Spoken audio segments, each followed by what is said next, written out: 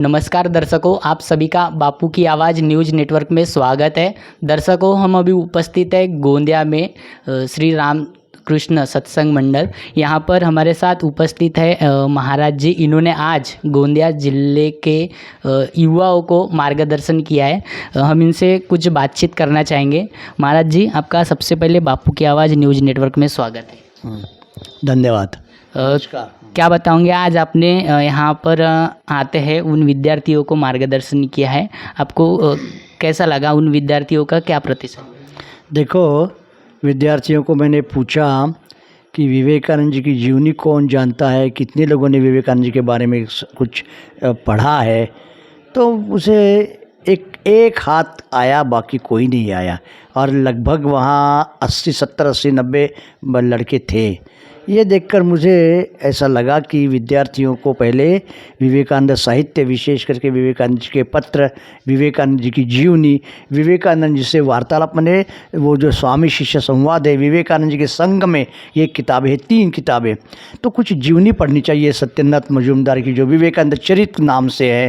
फिर विवेकानंद जी के संग में कि जिससे विवेकानंद जी के विचार समझेंगे, और जैसे कर्मयोग, ज्ञान योग, भक्ति योग, राजयोग, स्वामी जी की किताब है। भारतीय व्याख्यान जो एक है, जो स्वामी जी ने भारत में लेक्चर्स दिए थे, जिसमें विवेकानंद जी का संदेश है, मैसेज है।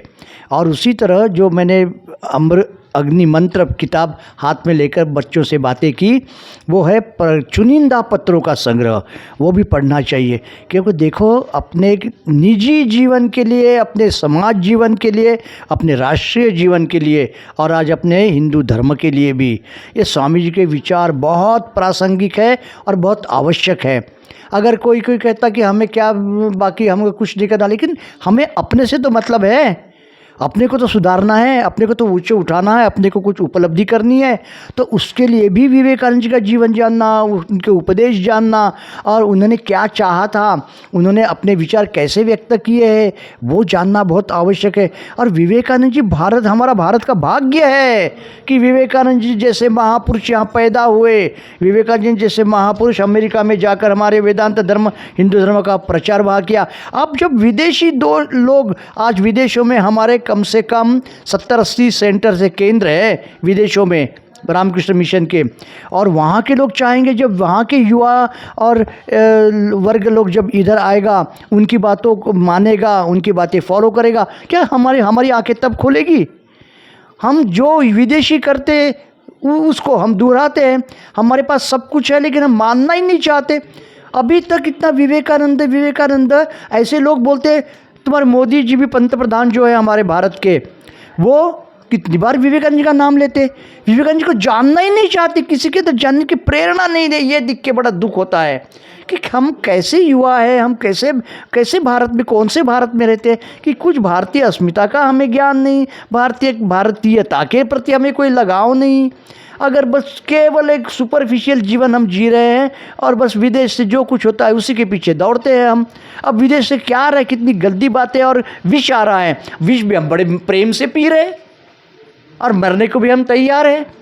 नष्ट हो गई हमारी युवा पीढ़ी अभी की, तो अच्छा जीना ही नहीं चाह रही है। उनके जैसे वो कुत्ता बिल्ली का जीवन जो होता है ना, वैसा वो लोग जी रहे हैं। हम लोग उन्हीं को दूर आए, हम लोग उन्हीं के जैसा जीने में हमें बड़ी माने सफलता लगती है, उन्हीं को सम्मान मिल रहा है, उन्हीं को लोग देखने के लिए उनके बाहर खड़े रहते हैं, धक्का मुक्की करेंगे। क्यों? ये लोग, ये हमारे नेता बन गए हैं, ये आदर्श बन गए हैं। विवेकानंद जी को कोई कीमत नहीं।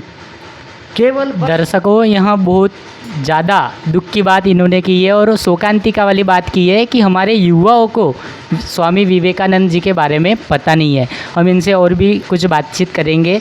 आप स्वामी विवेकानंद जी को आइडल क्यों मानते हैं? क्यों मानते? विवेकानंद जी को पढ़ो, जानो, दिखेगा कि अरे अगर हमारा कोई आइडियल हो सकता है, आइकॉन हो सकता है, तो विवेकानंद जी हो सकते हैं। क्या पर्सनालिटी है उनकी, क्या ज्ञान है, क्या अध्यात्म है उनके अंदर। विदेशियों को क्यों आकर्षक लगते हैं? आप जरा पढ़ो, विवेकानंद जी की स्मृतियाँ किताब पढ़ो, फिर देखोगे कि विवेकानंद जी ने कैसे लोगों को पागल कर दिया था। उनके अंदर जो आध्यात्मिकता थी, जो उनका जीवन है, अरे पढ़ के देखो, फिर समझेगा कि विवेकानंद को हम क्यों चाहते हैं। तो हम पागल हो गए विवेकानंद जी का जीवन पढ़कर। बोला हाँ, यहाँ है एक ऐसा इंसान कि जिनको जानकर इनके जैसे बनने की प्रेरणा होती है। विवेकानंद जी से बन गए तो हमारा भाग्य, उनका एक लक्षांश हमारे अंदर आ गए तो भी हम धन्य हो जाएंगे। गोंदिया जिले के युवाओं को क्या बताओगे स्वामी विवेकानंद जी के विचार आत्मसात करने के लिए? जैसे कि आपने बताया अभी कि यहाँ पर उपस्थित 60 से 70 बच्चे थे, लेकिन उनमें से 1 या 2 लोगों को स्वामी विवेकानंद जी पता है, तो यह कितने दुख की बात है। उनको क्या आह्वान, क्या संदेश दूँगा? संदेश मेरा यही रहेगा कि विवेकानंद जी का जीवन जानो। विवेकानंद जी के जीवन में एक भी बात अच्छी लगेगी, जैसे हमने उनकी जीवन पढ़ी तो उनका एक विचार है, as you think so you become. जैसा हम सोचते हैं वैसा हम बन जाते हैं। तो विवेकानंद जी के जीवन से 1 या 2 बातें जो भी आपको अच्छी लगेगी वो अपनाओ। बस यही हमारा संदेश है। विवेकानंद जी का जीवन जानो, बड़ा जीवन जानो, बृहद जीवनी जो है पढ़ो, और फिर आपको समझेगा व्हाट इज़ विवेकानंद। और जब वो सही विवेकानंद क्या है जानेंगे, 1 बात या 2 बात, कोई भी 1 बात पकड़ी तब भी जीवन तुम्हारा बदल जाएगा। बस यही संदेश है। श्री रामकृष्ण सत्संग मंडल गोंदिया में दर्शकों, यहाँ ये जो मंडल है कई सालों से चालू है और इसके अनेक उद्देश्य है। यहाँ पर हमारे साथ इस सत्संग मंडल के अध्यक्ष उपस्थित है, हम इनसे बातचीत करेंगे। सबसे पहले तो आपका बापू की आवाज़ न्यूज़ नेटवर्क में स्वागत है। धन्यवाद। क्या बताओगे यहाँ आपका जो मंडल है कब से चालू है और क्या उद्देश्य है? इसकी स्थापना सन 1981 में हुई थी और रामकृष्ण परमहंस जो कि बहुत बड़े संत हुए हैं, और बेलूर मठ कलकत्ता में जहाँ पे उनका सबसे बड़ा आश्रम है और वो हेडक्वार्टर है, वहाँ से इसकी शुरुआत हुई थी। और उनके उद्देश्य और उनके उपदेशों को फैलाने के लिए यह आश्रम यहाँ पर उपस्थित हुआ है। उनके सबसे जो बड़े जो शिष्य थे, जो बहुत फेमस हुए, उनका नाम सब लोग जानते हैं, स्वामी विवेकानंद। स्वामी विवेकानंद ने ये जो धर्म प्रचार प्रसार किया, भारत में ही नहीं, भारत के बाहर भी गए, वो विदेश में गए, और शिकागो में एक बहुत बड़ा धर्म सम्मेलन हुआ था, वहाँ पर वो बहुत ज़्यादा फेमस हुए थे। और उसके चलते उन्होंने एक क्रांति लाई थी इसमें, और जगह जगह पे ये आश्रम शुरू हुए हैं। और उसका ही एक प्राइवेट सेंटर, जैसे ये तो सब बेलूर मठ एक मेन सेंटर है और अलग अलग जगह पर ये सेंटर्स है, और उसमें का एक महाराष्ट्र एक भाव प्रचार परिषद करके होता है, और उस भाव प्रचार परिषद में हर डिस्ट्रिक्ट प्लेस पर एक एक प्राइवेट सेंटर है। उसी प्राइवेट सेंटर में ये हमारा जो रामकृष्ण सत्संग मंडल गोंदिया है, इसकी स्थापना 1981 में हुई थी। इसका उद्देश्य क्या है? यह स्थापना हुई, लेकिन स्थापन करने का क्या उद्देश्य है? स्वामी विवेकानंद जब पूरे देश में और पूरे जब उन्होंने भारत भ्रमण किया और अलग अलग जगहों पर उन्होंने जब ये किया, तब उनको क्या समझ में आया कि बहुत हर जगह में दुख है, हर जगह में बहुत लोग तकलीफ़ में हैं, और उसका जो मुख्य कारण है वो है धर्म की ग्लानि। धर्म के बारे में लोगों को जानकारी नहीं थी और लोगों को ये पता नहीं था कि क्या करना चाहिए।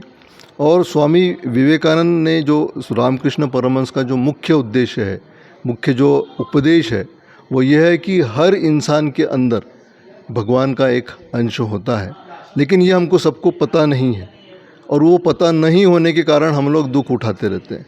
और इस उद्देश्य से कि सब लोगों का भला हो, सब लोगों के लिए कुछ करना चाहिए, उन्होंने रामकृष्ण मिशन की स्थापना की थी बेलूर मठ में सन 1897 में। और उसी जो एक जो क्या कहते हैं उसको संस्था स्थापना के बाद उसके अलग अलग बहुत सारे ब्रांचेस हुए हैं, और वही ब्रांच एक छोटा ब्रांच हमारा गोंदिया में शुरू हुआ है, जिसका कि मुख्य जो उद्देश्य है वो है आत्मनो मोक्षार्थ जगत हिताय च। जो मोटो है, मोटो वाक्य स्वामी विवेकानंद जी ने जो दिया था कि आत्मनो मोक्षार्थ जगत हिताय च।